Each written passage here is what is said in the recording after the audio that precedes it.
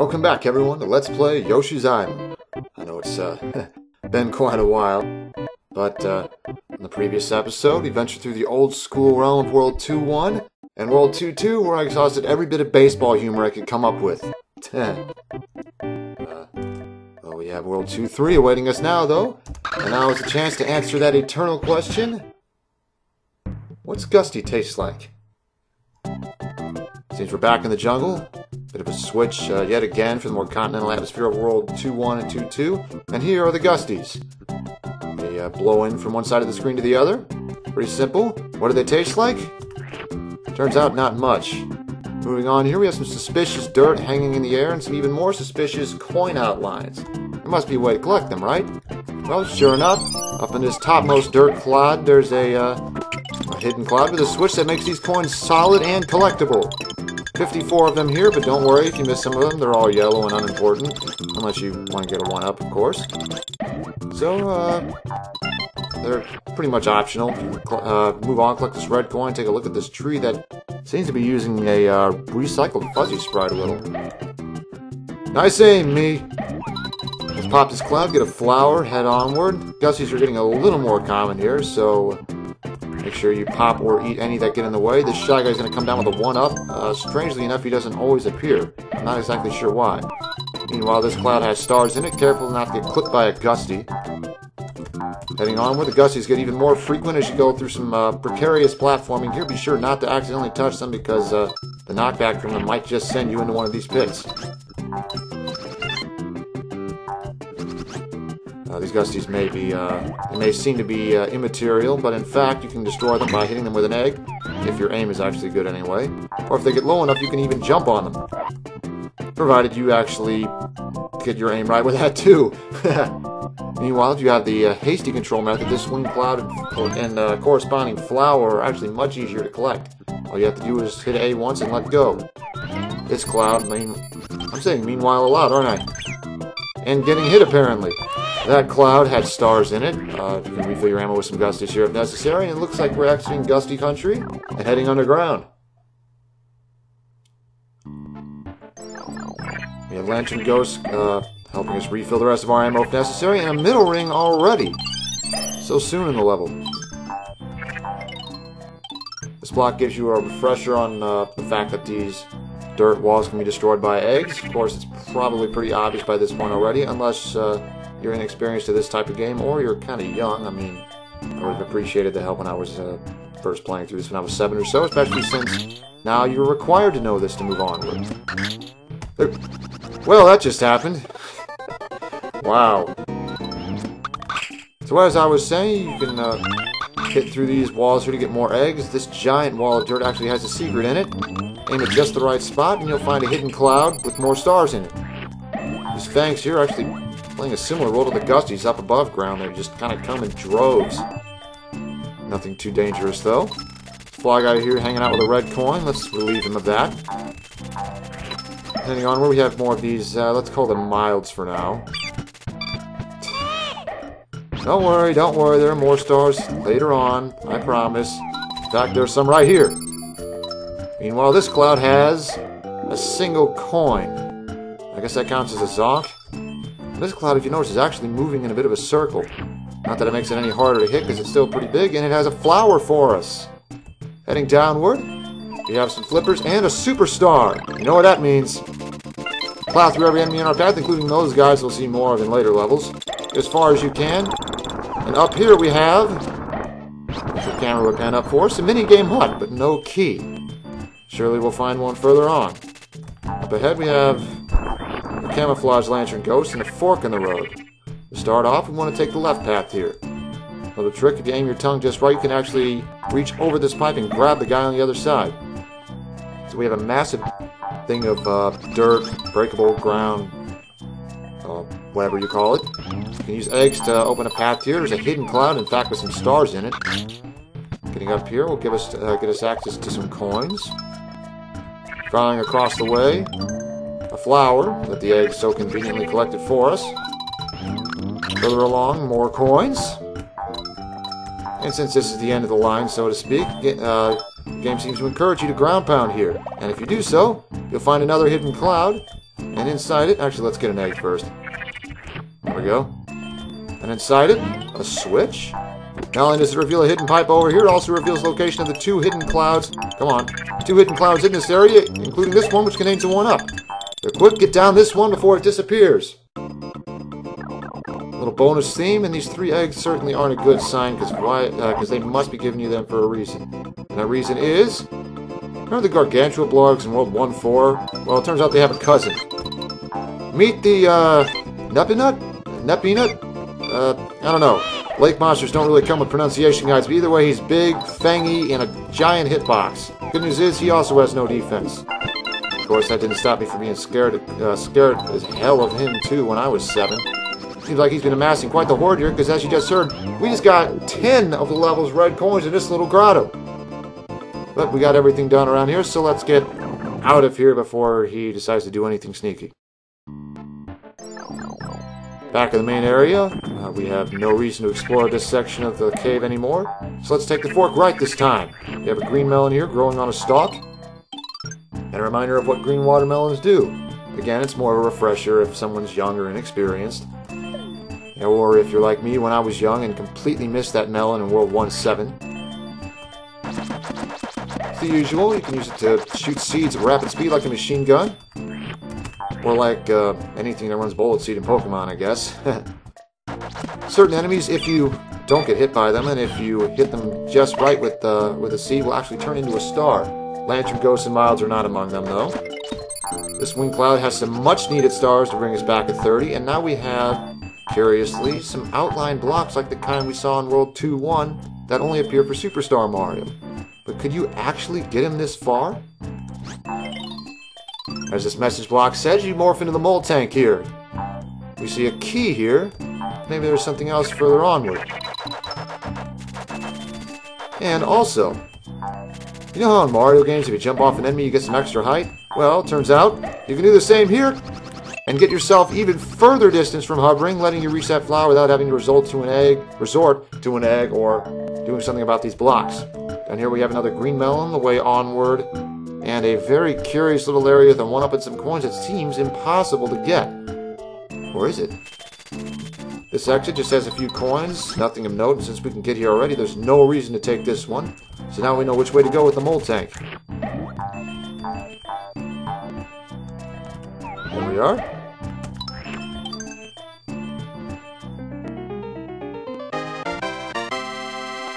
Waste no time here since you only get one use because it's coming from a winged cloud. But there's nothing of note in this little area. No yellow coins, no red coins, no nothing. So the only choice is which exit to take. And since we know which one to take, here we are. And here's the key for that minigame hut. Let's go back up to it.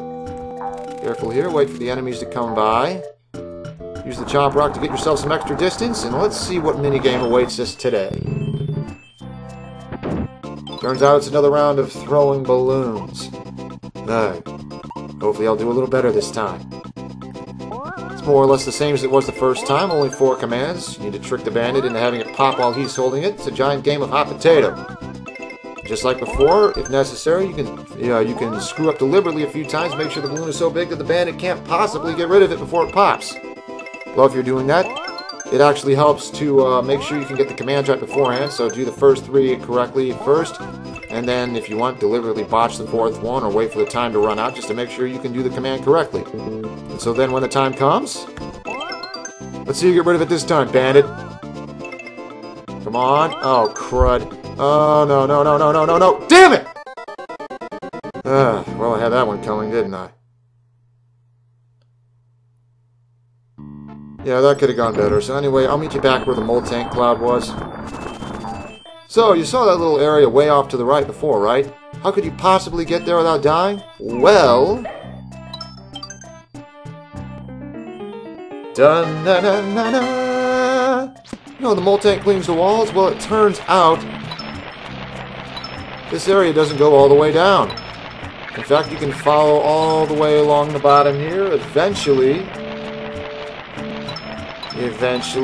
getting up to where all these coins and that Baron von Zeppelin toting a 1-up are. With just enough time to spare.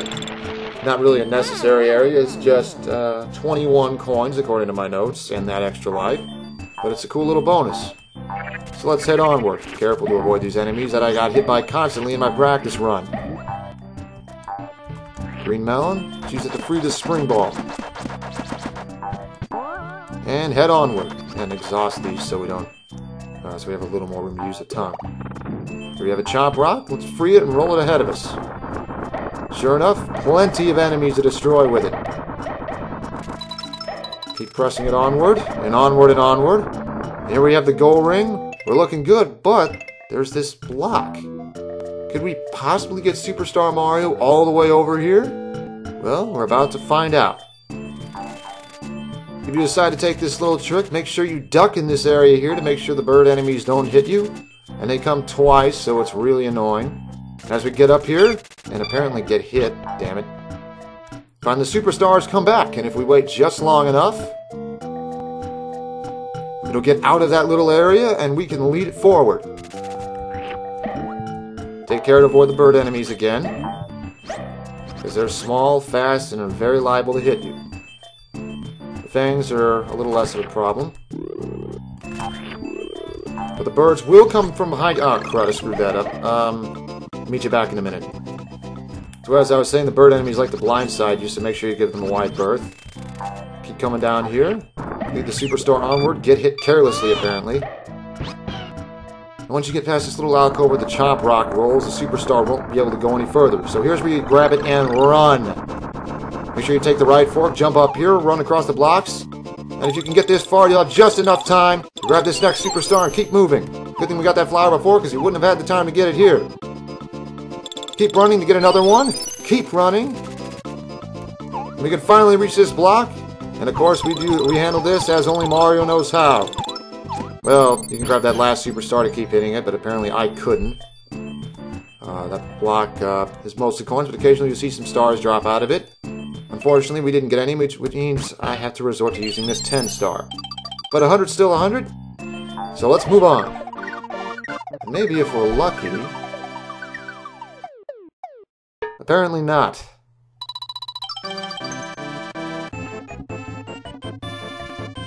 But still, 30, 20, 5, 100. All is well that ends well, I suppose. And we head on from 2, 3, and 2. Well, of course, we'd run into a boo eventually, right?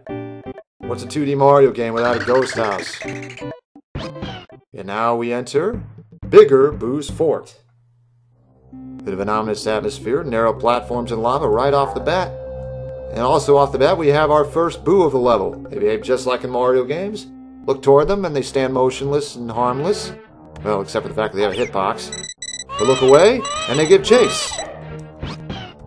Can't really kill them with the means we have at this very moment, so just avoid them for now. Here we have a case of a red switch that's not inside a wind cloud, as well as one that creates blocks. Ignore the big boo here. He's bigger, obviously, and slightly faster.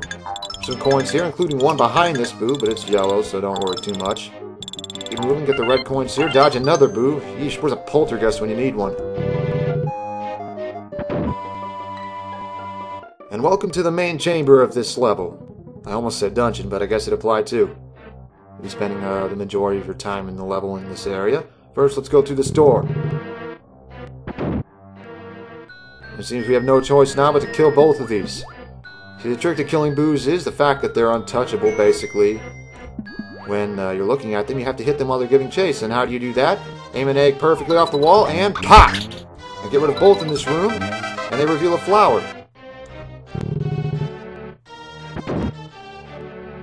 Back in the central chamber, first you want to peg these coins here, just for convenience, and then hit the cloud. Which will generate a staircase that leads us up above, but also blocks off that middle passage. We'll have to find a different way there. And, Gusty? Another one? Hey guys, I think you're a little lost. 2-3 was back that way. Oh well. Won't matter where he's going. So that enemy down there is a Boo Blah. As you know, suddenly they spring out and go blah! And anyway, this cloud has some stars in it. Heading downward, we'll find another switch. Generating more blocks, and we need to run over here real fast and pop this cloud. If we aim correct. I'll be right back.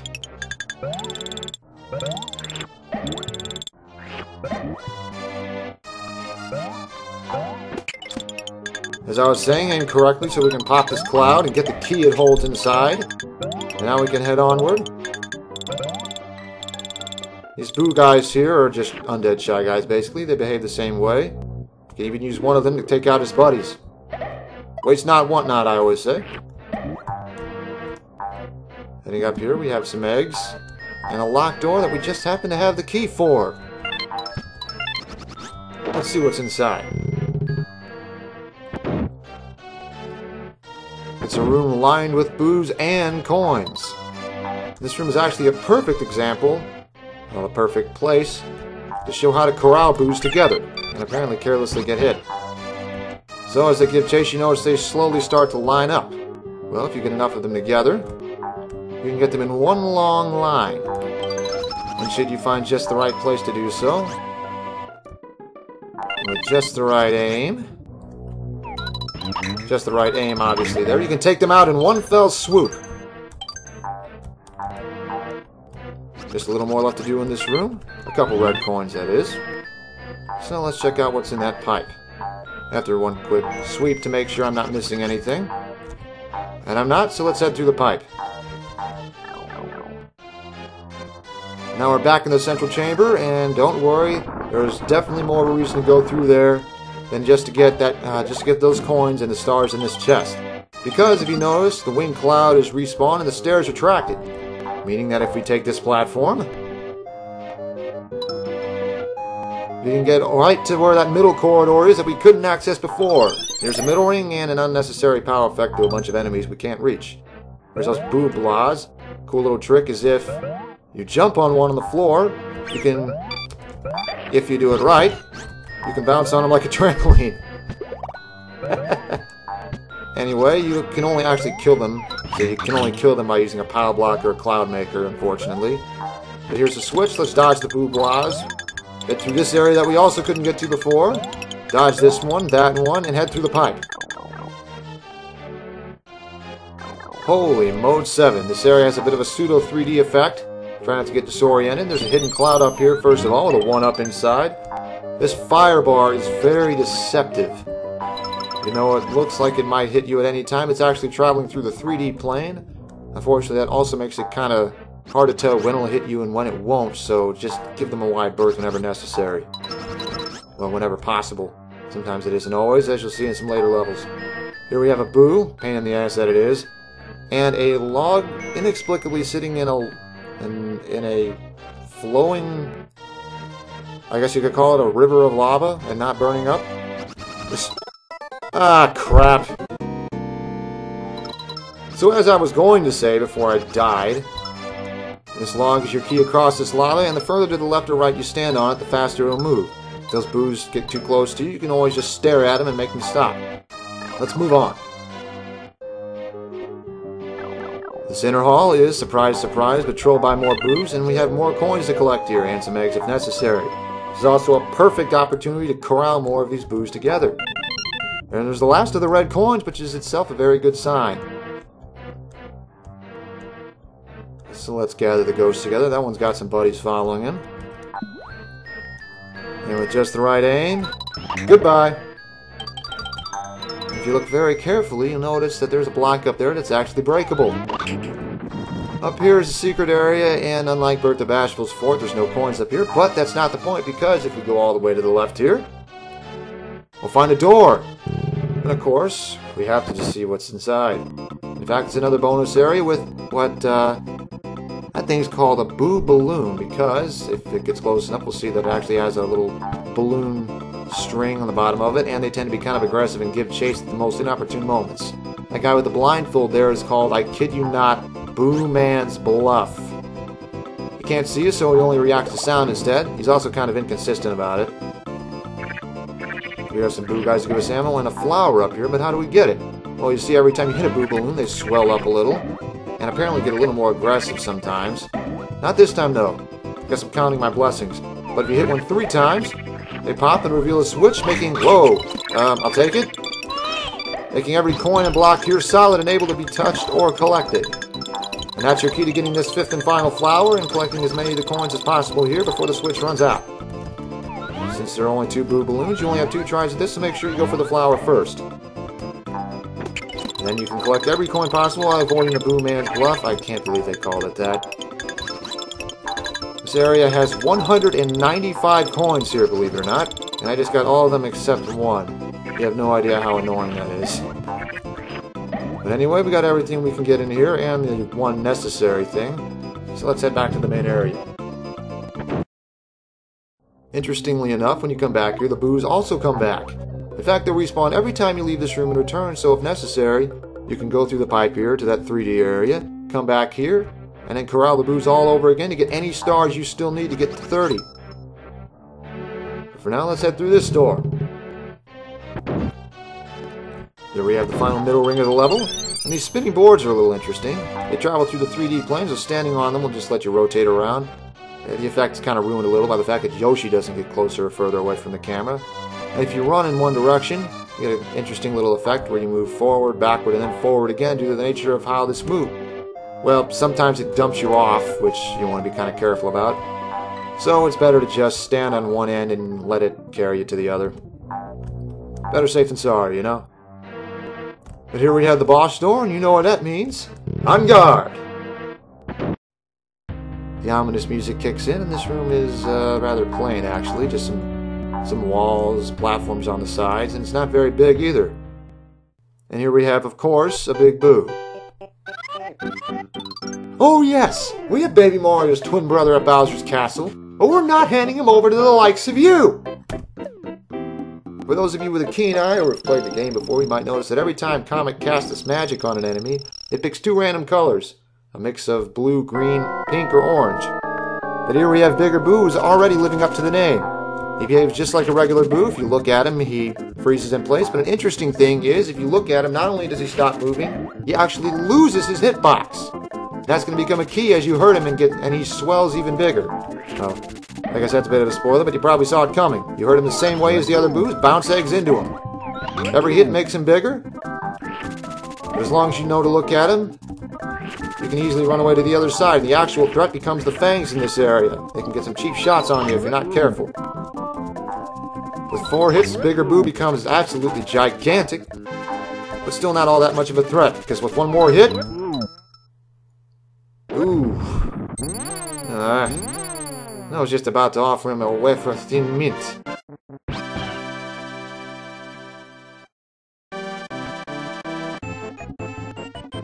$30, $20, $5, $100. Looking good. Our third boss falls. We didn't even have to search for a secret exit. 2-5 has a lack of you taking aim at us, but we'll worry about that next time.